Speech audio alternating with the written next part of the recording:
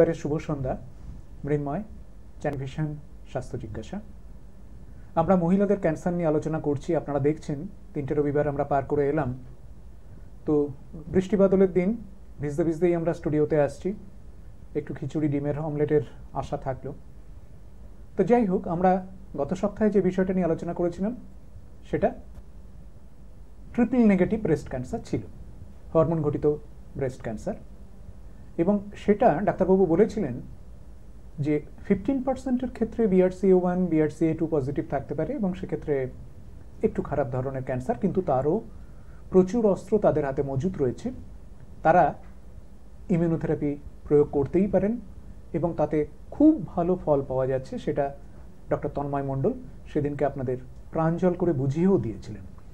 তো আজকে আমরা যে বিষয়টা নিয়ে আলোকপাত করার চেষ্টা করব সেটা HER2, HER2। এখানেও জিন একটা তো দায়ী বটেই। জিন এখন সর্বত্র সব রকমের খেলাতেই দায়ী। যত রকম অসুখ বিসুখ হচ্ছে তার পেছনে দেখা যাচ্ছে যে কোনো না কোনো জিনের ভূমিকা প্রবল। কিন্তু তড়িৎ গতিতে জিনের পাগলামোকে বাগ মানানোর জন্যও প্রচুর ওষুধ বাজারে হাজির হচ্ছে। যেমন আমরা ভাবতেই পারতাম না সিকেল সেল অ্যানিমিয়াকে কোনো দিন সারানো যেতে পারে, বা হিমোফিলিয়া বিকে কোনো একটা ওষুধে সারানো যেতে পারে, জেনেটিক্যালি মডিফাইড কোনো একটা ওষুধ, ক্রিসপার ক্যাস এসব বলা হয়। আমরা অত ডিটেলে ঢুকবো না। আমি ক্যামেরা ফিরিয়ে দিই ডক্টর তন্ময় মণ্ডলকে। তন্ময়, আপনাদের বিষয়টা প্রাঞ্জল করে বলুন যে HER2 কত পার্সেন্টের হতে পারে, কিভাবে HER2কে ধরা হয়, এবং তারপরে আমরা আলোচনাটাকে ধীর গতিতে চালিয়ে নিয়ে যাব। আমি ক্যামেরা ফিরে দিচ্ছি ডক্টর তন্ময় মণ্ডলের কাছে। তো নমস্কার, আজকে আমরা HER2 পজিটিভ ব্রেস্ট ক্যান্সার নিয়ে আলোচনা করব। তো HER2 বেসিক্যালি একটা ইটস এ জিন। HER2-র ওই যেটা জিনটাকে বলা হয় HER2 জিন। এবারে HER2 হচ্ছে it's a target in breast cancer, মানে ব্রেস্ট ক্যান্সার সেল অনেক কিছু ব্রেস্ট ক্যান্সারে দেখা যায় HER2 ওই যে জিনটা সে এক্সপ্রেস করে, মানে দেখা যায় যে জিনটা ওটাতে পজিটিভ, ওর যে একটা মার্কার থাকে সেই মার্কারটা সেলের বাইরের দিকে এক্সপ্রেস হচ্ছে। যদি সেটা বেশি সংখ্যায় এক্সপ্রেস হয় তখন বলা হয় HER2 পজিটিভ বা HER2 অ্যাম্প্লিফাইড ব্রেস্ট ক্যান্সার।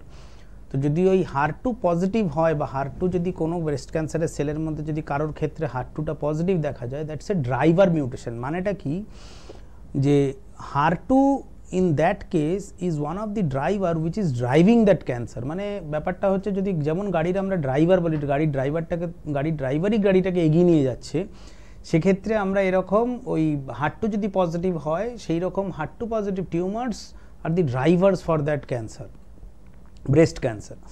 এবারে HER2 পজিটিভ ব্রেস্ট ক্যান্সার মানে এর একটা টার্গেট আছে, তার মানে HER2 is a targeted agent. তার মানে HER2-র এগেনস্টে যদি কোনো আমরা ড্রাগ দিতে পারি তাহলে সেল ব্রেকডাউন তাড়াতাড়ি হবে, সেল ড্যামেজ তাড়াতাড়ি হবে, সেল ড্যামেজ আরও ভালোভাবে হবে। সেই জন্যই HER2 পজিটিভের যদি কোনো ব্রেস্ট ক্যান্সার পাওয়া যায় সেক্ষেত্রে অ্যান্টি HER2 থেরাপি আমরা ইউজ করতে পারি এবং সেগুলো আমাদের কাছে সেরকম ওষুধ আছে।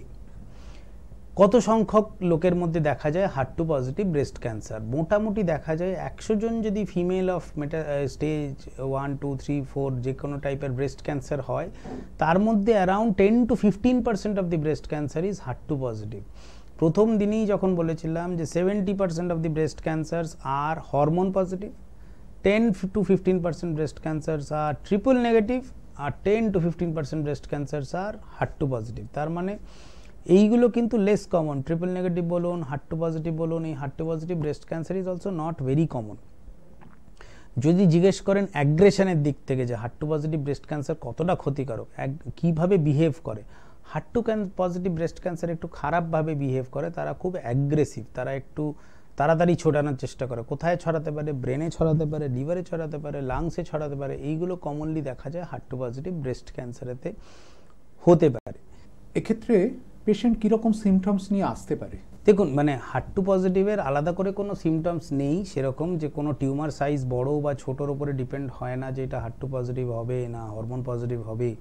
তবে হ্যাঁ, যদি আমরা স্টেজ 4 এর ব্রেস্ট ক্যান্সার ধরি সেক্ষেত্রে HER2 পজিটিভ বা ট্রিপল নেগেটিভ অনেক অ্যাগ্রেসিভ সিমটমস নিয়ে আসে, মানে ভিসেরাল সিমটমস, যেমন লাংসে ছড়িয়ে গিয়ে আসতে পারে, যেমন আপনার লিভারে ছড়িয়ে গিয়ে আসতে পারে, যেমন আপনার ব্রেনে ছড়িয়ে গিয়ে আসতে পারে। এই সব জিনিসগুলো কিন্তু যদি HER2 পজিটিভ বা ট্রিপল নেগেটিভ হয় তাদের ক্ষেত্রে বেশি দেখা যায়। বরঞ্চ যদি হরমোন পজিটিভ ব্রেস্ট ক্যান্সার হয় মোর অফ এ বোন মেটাস্টেসিস নিয়ে আসতে পারে, বোনসে বেশি ছড়ায় সাধারণত, সেরকম সিমটমস নিয়ে অনেক সময় এইগুলো আসে। সেই জন্যই HER2 পজিটিভ হলে it's a more aggressive type. ধরাও পড়ছে একটু দেরিতে। এবারে যদি বলেন যে ধরা পড়ছে দেরিতে, সেরকম না, যেহেতু তার অ্যাগ্রেশনটা খুব বেশি। যদি ব্রেস্টের টিউমারটাকে দেখবেন হরমোন পজিটিভ ব্রেস্ট ক্যান্সার হয়তো 6 মাস 8 মাস ছোট টিউমার সেরমই আছে, হয়তো তখনও ছড়ায়নি কিন্তু নেগলেক্ট করে গেছে। এবারে যদি ওই ছোট টিউমারটাই যদি হরমোন পজিটিভ না হয়, যদি ট্রিপল নেগেটিভ হয়, যদি 6 মাস 8 মাস ফেলে রাখে, সে কিন্তু স্টেজ 4 হয়ে চলে আসবে। কিন্তু দেখবেন একটা এরকম ছোট টিউমার 4 সেন্টিমিটার কি 5 সেন্টিমিটার টিউমার হরমোন পজিটিভ 8 মাস পরে আসলেও হয়তো দেখবেন ছড়ায়নি, কারণ কি তাদের স্পিডটা স্লো, মানে তাদের যে proliferative index is very low. এটা একদম অন্যরকম, ফলে তার ছড়ানোর পন্থাটাও একেবারেই কিন্তু এটা মোর অ্যাগ্রেসিভ। বয়স নেই, যে কোনো বয়সেই হতে পারে, যে কোনো বয়সে হতে পারে।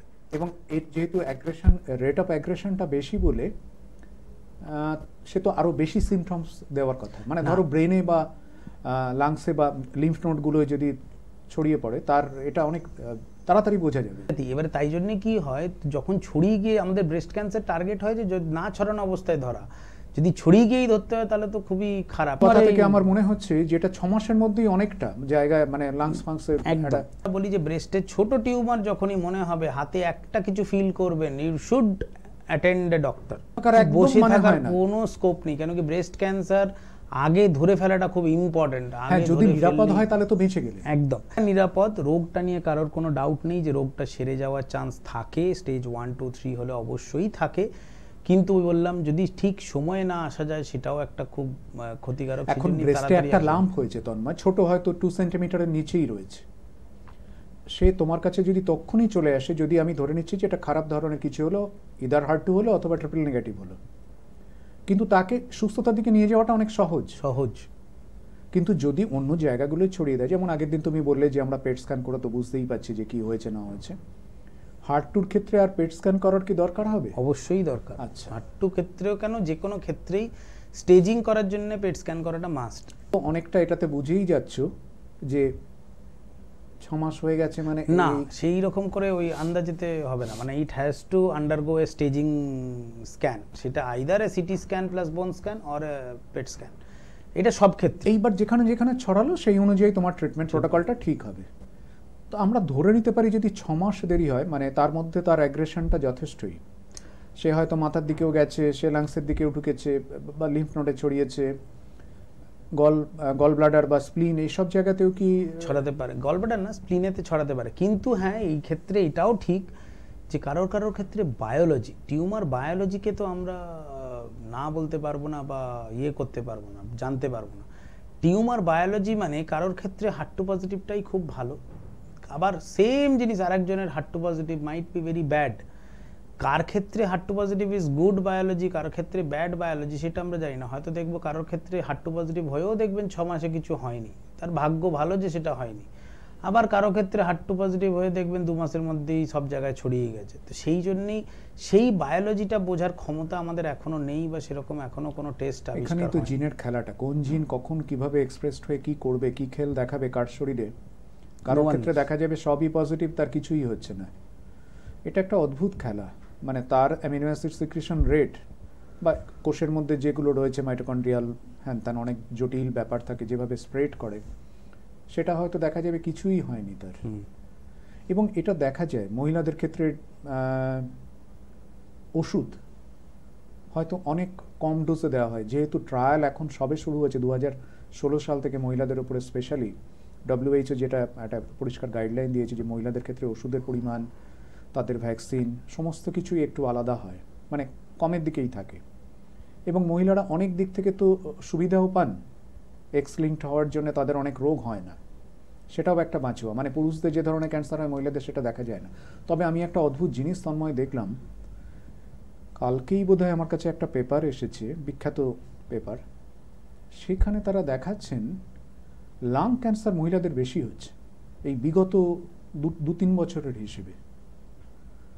এবং তারা দায়ী করছেন, মানে ডাইরেক্টলি বলতে পারছেন না, রান্নাঘরের কারণে।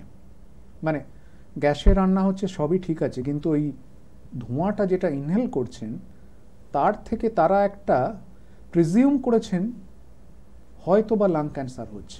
মানে আমাদের স্মোকিং যেমন is the most important cause of lung cancer, smoke in any form. বাড়িতে কেউ স্মোক করছে, তার জামা, আমাকে একজন বিখ্যাত আমাদের রেসপিরেটরি ফিজিশিয়ান বলে গেছিলেন যে তুমি বাড়িতেই জামাটা পরে যাচ্ছ স্মোক করে, তোমার কিছু হবে না কিন্তু তোমার ছেলের হতে পারে। সুতরাং স্মোকিং এনি ফর্ম, রাস্তাঘাটে যে যেখানে স্মোক করছে তার হয়তো কিছু হলো না, সে বেঁচে গেল, কিন্তু আপনার প্যাসিভ স্মোকার হিসেবে তো হতেই পারে।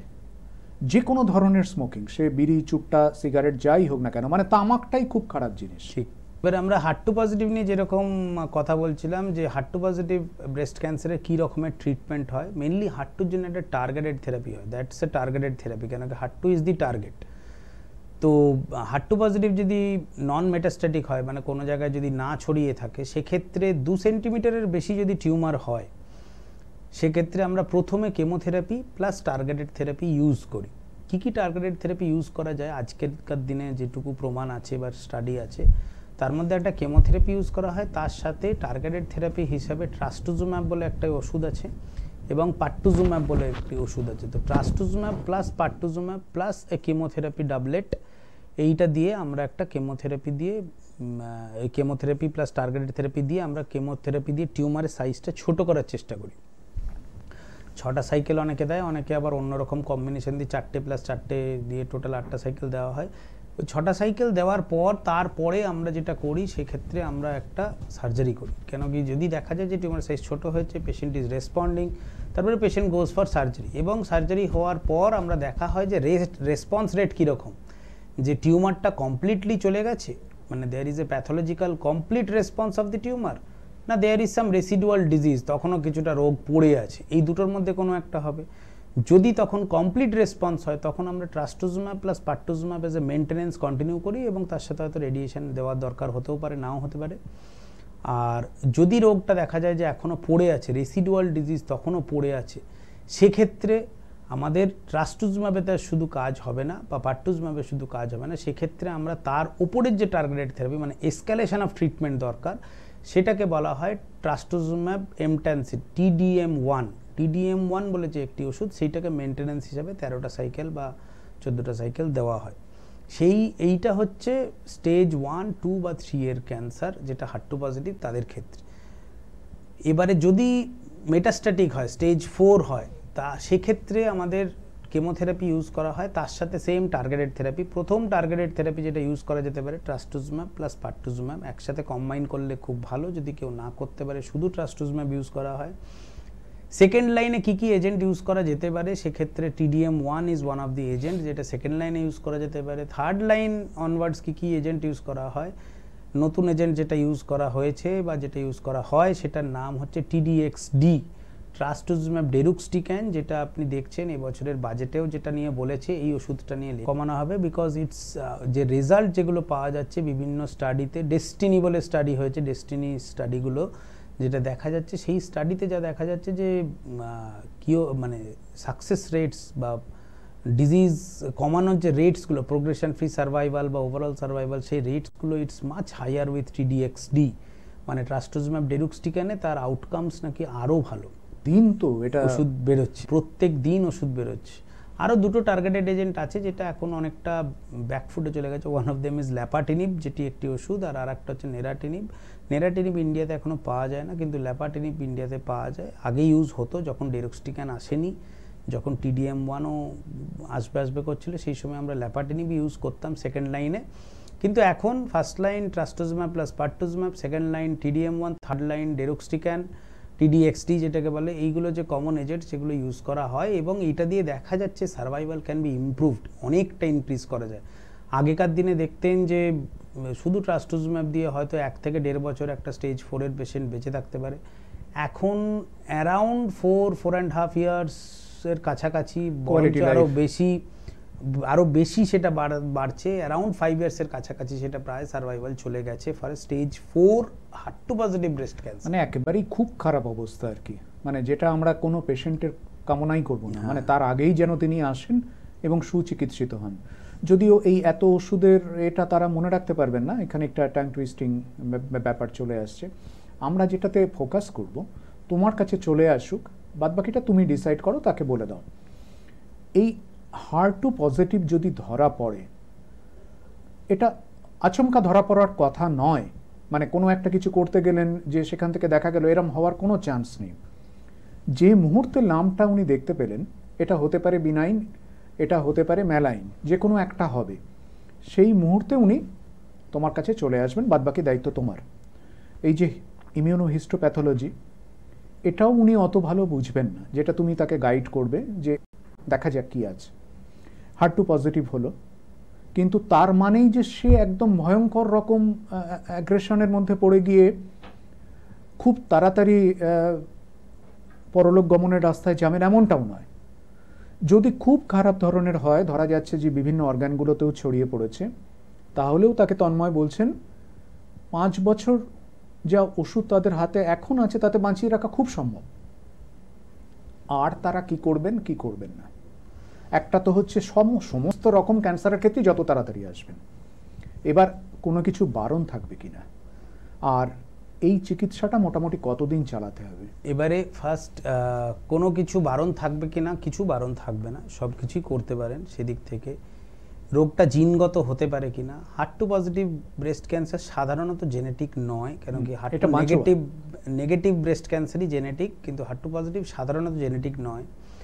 HER2 পজিটিভ ব্রেস্ট ক্যান্সারের পজিটিভ পয়েন্টটা যে এটা HER2 পজিটিভ, কারণ কি তার একটা টার্গেট আছে, there is a targeted therapy, তাই জন্যই HER2 পজিটিভটা সেদিক থেকে একটু ভালো, ট্রিপল নেগেটিভের থেকে অন্তত একটু বেশি ভালো। আর কি করা উচিত না, আমার দিক থেকে তো কোনো সব কিছুই করতে পারেন, আলাদা কিছু নেই, চলে আসা উচিত। নেক্সট হচ্ছে কতদিন ট্রিটমেন্টটা চলতে পারে। যদি স্টেজ 1 বা 2 বা 3 হয়, সেক্ষেত্রে আপনাকে বললাম 6টা সাইকেল কেমো, সার্জারি, রেডিয়েশন, আর 1 বছরের জন্য টোটাল ট্রাস্টুজুম্যাব বা পার্টুজুম্যাব অর TDM1 চলবে। সেটা মোটামুটি 1 বছর থেকে 1 বছর 2 মাস অবধি ট্রিটমেন্টটা চলে। যদি স্টেজ 4 এর ক্যান্সার হয়, যতদিন বেঁচে থাকবে কিছু না কিছু ফর্ম অফ ট্রিটমেন্ট সাধারণত চলতে থাকে। ইটস নট স্টেজ 4 এর ক্যান্সারের মানেটাই হচ্ছে যে আমরা our main goal is to prolong the life, not to cure the patient. Of life যতদিন ভালো থাকবে ততদিন কিছু না কিছু ট্রিটমেন্ট চলতে থাকবে। There is no end to treatment in stage 4 and there is no other way out also. There is no other way out. Surgery যদি জিজ্ঞেস করেন, is surgery a modality for treatment in stage 4 breast cancer? Surgery is not a modality. তো অনেকে বলে surgery is not recommended for a stage 4 breast cancer. অনেকে বলেন যে palliative mastectomy, হ্যাঁ খুব বড় ফাঙ্গেটিং, একবারে ফাঙ্গাস হয়ে গেছে, বড় ব্রেস্ট মাস, ওটার থেকে পেশেন্টও একটু বাঁচোয়া চাইছে, সেক্ষেত্রে সেই বাঁচোয়া যাওয়ার জন্য আপনি হয়তো অপারেশন করতে পারেন, that's known as palliative mastectomy. And we don't recommend for a palliative mastectomy. যেটা আমরা রেকমেন্ড করি কিউরেটিভ ইন্টেন্ট, যখন 1, 2, 3 থাকে তখন তো mastectomy is the treatment of choice, মানে সেটা অবশ্যই করা দরকার, কিন্তু not for a stage 4। Stage 4 এর জন্য সেরকম কোনো সার্জিক্যাল অপশান দেওয়া হয় না। আর রেডিয়েশন যদি জিজ্ঞেস করেন, হ্যাঁ যদি ব্রেনেতে ছড়ায় অবশ্যই রেডিয়েশন দিতে হবে যদি স্টেজ 4 এর পেশেন্ট হয়। যদি বোনসে ছড়ায় অবশ্যই পেন কমানোর জন্য রেডিয়েশন দিতে হবে। সেটা ছাড়া রেডিয়েশনেরও খুব একটা যে ভূমিকা আছে সেটা না, mostly it's a systemic therapy, either in the form of কিমো, target, যেটাই হোক সেটা দিয়ে। And that is the most advanced therapy. That is the most advanced therapy. Tomorrow কি হবে আমরা কেউ জানি না, that tomorrow can say. আর একটা জিনিস তন্ময়, যেমন এখানে পরিষ্কার করে দেওয়া হলো HER2-তে কোনো সার্জারির ভূমিকা সেই অর্থে নেই স্টেজ 4 এ।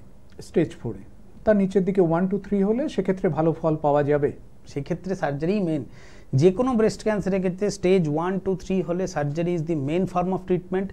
যে কোনো ক্ষেত্রে স্টেজ 4 ব্রেস্ট ক্যান্সারে surgery is not the main form of treatment, it's systemic therapy is the main. তার মানে 1, 2, 3 অবধি থাকলে সার্জারি করা উচিত, ভালো আউটকাম পাওয়া গেলেও যেতে পারে, এবং সেটা একজন কমপ্লিটলি কিউরেবল। সেটা তোমাদের মতো কেউ একজন মেডিকেল অনকোলজিস্ট, তিনি খুব ভালো করে এটা বলে দিতে পারবেন, বুঝিয়ে দিতে পারবেন। তারপর একটা টিউমার বোর্ড যদি হয় আরও ভালো হয়, যে সেখানে সবাই থাকলেন, রেডিয়েশন অনকোলজিস্টও থাকলেন, সার্জিক্যাল অনকোলজিস্টও থাকলেন। এইটা হচ্ছে দি treatment protocol. In this way we should go, মানে নৌ করে হাল বা পালের মতো, একটু এদিক ওদিক হলেই বিপদ হওয়ার সম্ভাবনা। ঠিক, মানে হালটা থাকবে মেডিকেল অনকোলজিস্টের হাতে, এবার দুদিকে পাল ধরে থাকবেন যে দুজন, একজন সার্জিক্যাল, একজন রেডিয়েশন অনকোলজিস্ট। এইভাবে যাওয়াটাই বোধহয় বাঞ্ছনীয়, তাতে পেশেন্টের ঝামেলাও অনেক কমে। তো এই কথাটা আজকাল বলা হচ্ছে না, নানাভাবে অন্যরকম নানা কিছু মানুষ পাজেলডও হয়ে যাচ্ছেন এই বিভিন্ন রকম ওপিনিয়নগুলো এসে, যে কোনটা আগে কোনটা পরে। এটা আমরা আগের দিনও আলোচনা করেছিলাম, এটা আমরা বারবার আলোচনা করে আপনাদেরকে বলার চেষ্টা করব যে মেডিকেল অনকোলজিস্ট প্রথমে তিনি ঠিক করবেন কোথায় কোথায় যেতে হবে, আপনাকে পরিষ্কার গাইড করে দেবেন। ও ড্রাইভার মিউটেশনের কথা বলল, কিন্তু আপনার ক্ষেত্রে ড্রাইভার হবেন ডক্টর তন্ময় মণ্ডল, মেডিকেল অনকোলজিস্ট। তিনি যেভাবে ট্রিটমেন্ট প্রোটোকলটা ঠিক করবেন সেইভাবে আপনাকে চলতে হবে। বড় জোর একটা টিউমার বোর্ড যদি সম্ভব হয়, বড় হাসপাতাল সাধারণত করে একটা টিউমার বোর্ড, সবসময় হয় না, হলে ভালো হয়। আর 1, 2, 3 তাতে সার্জারি লাগবে বলেই তন্ময় মনে করেন, এবং সেটাতে সুস্থ হওয়ার সম্ভাবনাটা বেশি থাকে। কিন্তু স্টেজ 4-এ কোনো ক্ষেত্রেই সার্জারির সেই অর্থে কোনো ভূমিকা নেই। এটা আমরা তন্ময়ের কাছ থেকে শুনলাম। আর কি কি আছে? সে আর HER2 পজিটিভে সেরকম টার্গেটেড থেরাপি ছাড়া সেরকম খুব একটা যে থেরাপি আছে কিছু না। স্ক্রিনিং যদি বলেন, সব ক্ষেত্রে ব্রেস্টের যা স্ক্রিনিং প্রসিডিওর, স্ক্রিনিং যেই বয়স থেকে শুরু হওয়া উচিত সেগুলো সবারই ক্ষেত্রে যেরকম ঠিক, ব্রেস্ট ক্যান্সারের যে কোনো টাইপসে hormone positive, HER2 negative, HER2 positive সবার ক্ষেত্রেই সেম স্ক্রিনিং প্রসিডিওরে কোনো কিছু আলাদা করে চেঞ্জেস কিছু নেই। Chemotherapy choice of drugs mostly একই রকমের প্রায় থাকে, খুব একটা বিশাল কিছু যে চেঞ্জ মানে সব ক্ষেত্রেই আমরা দেখছি ট্রাস্টোজুমাবের একটা বড় ভূমিকা ব্রেস্ট ক্যান্সারের ক্ষেত্রে রয়েছে ইন HER2 পজিটিভ ব্রেস্ট। সুতরাং সেটাকে দাম কমানোতে কিছু তো সুবিধা নিশ্চয়ই মানুষ পাবেন, যেটুকুনিই পান, মানে সেটাই যথেষ্ট। যে দেশে প্রায় কিছুই পাওয়া যায় না সেখানে 10%ও অনেকটাই। আমাদের লক্ষ্যটা থাকবে আমরা সবসময় সরকারের উপরে চাপটা সৃষ্টি করব যাতে এই ধরনের ওষুধগুলো, আরও অজস্র ওষুধ আছে যেগুলো খুবই প্রয়োজনীয়, সেগুলোর উপরেও অন্তত কিছু রিল্যাক্সেশন, বিশেষ করে এই ধরনের জীবনদায়ী লাইফ সেভিং ড্রাগ যেগুলো, সেগুলোর উপরে করা হয়। যাই হোক, এক্ষেত্রে বাড়ির কারোর স্ক্রিনিং করা কি জরুরি? মার যদি হয়, মেয়ে কি? First degree relative, second degree relative যদি হয় অবশ্যই কিন্তু স্ক্রিনিং করা জরুরি, কেন কি সেইটা ছাড়া সম্ভব না। কিন্তু কেন কি এখন স্ক্রিনিংয়ের ভূমিকা আছে, আমরা স্ক্রিনিং প্রমোট করি, আমরা স্ক্রিনিং বলি মানুষদেরকে করার জন্যে। ফার্স্ট ডিগ্রি রিলেটিভ যদি হয়, তার জেনেটিক হোক চাই নন জেনেটিক হোক, they have to undergo screening procedure. মানে তাদের এসব নিয়ে মাথা ঘামানোরই দরকার নেই। HER2 triple negative, hormone positive, কিছু মাথা ঘামানোর দরকারই নেই। আপনার কোনো রকম নিরাপদ হোক, যদি ক্যান্সার ধরা পড়ে, ধরা যাক তার হরমোন পজিটিভই ধরা পড়েছে, সেক্ষেত্রেও আপনি আপনার মেয়ে, বিশেষ করে মানে একেবারে ক্লোজ রিলেশনশিপ বা আমরা বলি রক্তের সম্পর্ক যাদের সঙ্গে, রক্তের সম্পর্কটা শুনতে খুব ভালো লাগে, অ্যাকচুয়ালি জিনটাও তো রক্তের মাধ্যমেই, মানে রক্তের সম্পর্ক বলতে জেনেটিক্যালি ইনহেরিটেড বললে আমরা ভালো বুঝতে পারি আর কি আমাদের ভাষায়। সুতরাং মেয়েকে 20 বছর বয়স থেকেই করতে বলা হবে breast self examination as soon as possible, যদি 16-20 যে কোনো বয়স থেকেই করলে সব থেকে ভালো। সেলফ ব্রেস্ট এক্সামিনেশন, যেটা নিজের ব্রেস্ট নিজে দেখা। আচ্ছা, কত বছর বয়সে মোটামুটি পজিটিভ এটা বোঝা যায়? সেটা BRCA1 বা BRCA2 এরকম কোনো বয়স আছে? না, জেনেটিক বোঝার জন্য কোনো বয়স নেই। জেনেটিক তো আপনার ব্লাডের মধ্যে আছে। যদি আপনার জার্মলাইন মিউটেশন হয়, কোনোটা ব্লাডের মধ্যে থাকে, সেটা আপনি জন্মের থেকেই আপনার কাছে পজিটিভ থাকবে। হ্যাঁ, তার মানে যে কোনো সময় একজন মহিলা তার এটা করে নিতে পারেন। আমি কিছু এপিজেনেটিকের কথা ভাবছিলাম যেগুলো পরবর্তীকালে আসে, সেটাতে জার্মলাইন করে এখনো অতটা অ্যাডভান্স হয়নি। আচ্ছা, আজকের মতো আমাদেরকে তো বিদায় নিতে হবে। স্টুডিওর ঘড়ি টিকটিক করে জানিয়ে দিচ্ছে যে সময় শেষ হয়ে গেছে। আমরা ঠিক এরকমই চিত্তাকর্ষক আরেকটি আলোচনা নিশ্চয়ই করব সামনের রবিবার ঠিক এই সময়। সকলে খুব ভালো থাকবেন, এবং কোনো রকম অসঙ্গতি বুঝতে পারলেই, ব্রেস্টে কোনো রকম লাম্প বা কোনো রকম অস্বস্তি, অসঙ্গতি, কোনো রকম discharge, what ever it may be, সঙ্গে সঙ্গে ডাক্তার মণ্ডলকে একটা ফোন করে নেওয়া, তার কাছে চলে আসে। বিদায়, নমস্কার, সকলে খুব ভালো থাকবেন। নমস্কার।